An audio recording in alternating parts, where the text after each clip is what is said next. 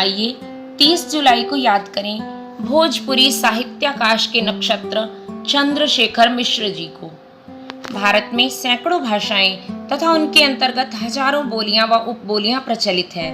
हिंदी की एक ऐसी ही बोली भोजपुरी है जो पूर्वी उत्तर प्रदेश तथा बिहार के बड़े भाग में बोली जाती है।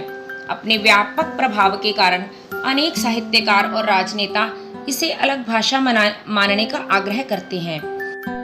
अगर आपने अभी तक हमारे चैनल को सब्सक्राइब नहीं किया है तो कृपया इसे सब्सक्राइब अवश्य कर लें, जिससे कि आपको प्रतिदिन इसी प्रकार की अच्छी जानकारी मिलती रहे। भोजपुरी के श्रेष्ठ साहित्यकार श्री चंद्रशेखर मिश्र का जन्म 30 जुलाई 1930 को उत्तर प्रदेश के मिर्जापुर जिला के मिश्रधाम गांव में हुआ था।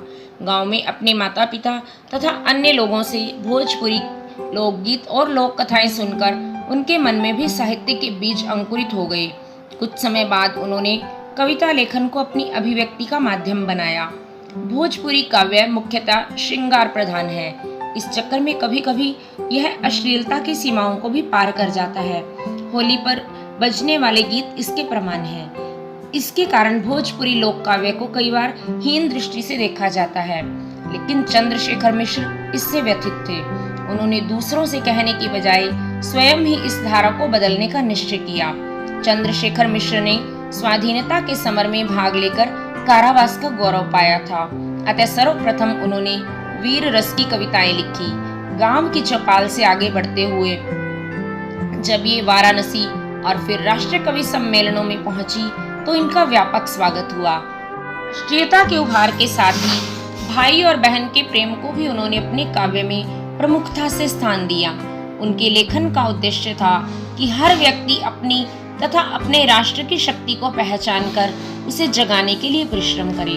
राष्ट्र और व्यक्ति का उत्थान एक दूसरे पर आश्रित है। उन्होंने 1857 के प्रसिद्ध क्रांतिकारी कुंवर सिंह पर एक खंड काव्य लिखा। इससे उनकी लोकप्रियता में 4 चांद लगते। कवि सम्मेलनों में लोग इसे आग्रह पूर्वक सुनते और लोगों का देश प्रेम हिलोरे लेने लगता। कुंवर सिंह की सफलता के बाद उन्होंने द्रौपदी, भीष्म, सीता, गाते रूपक, देश के सच्चे सपूत, पहला सिपाही, आला उदल, रोशनारा जैसे अनेक काव्यों का सृजन किया।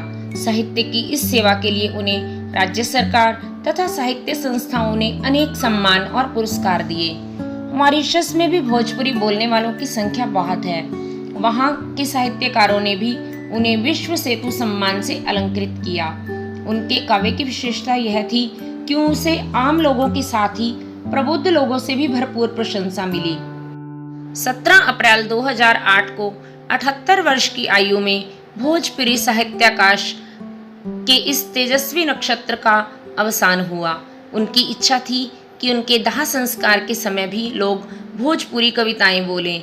लोगों ने इसका सम्मान करते हुए वाराणसी के शमशान घाट पे भोजपुरी कविताएं बोलते हुए उन्हें सदा के लिए विदा किया। भारत माता की जय।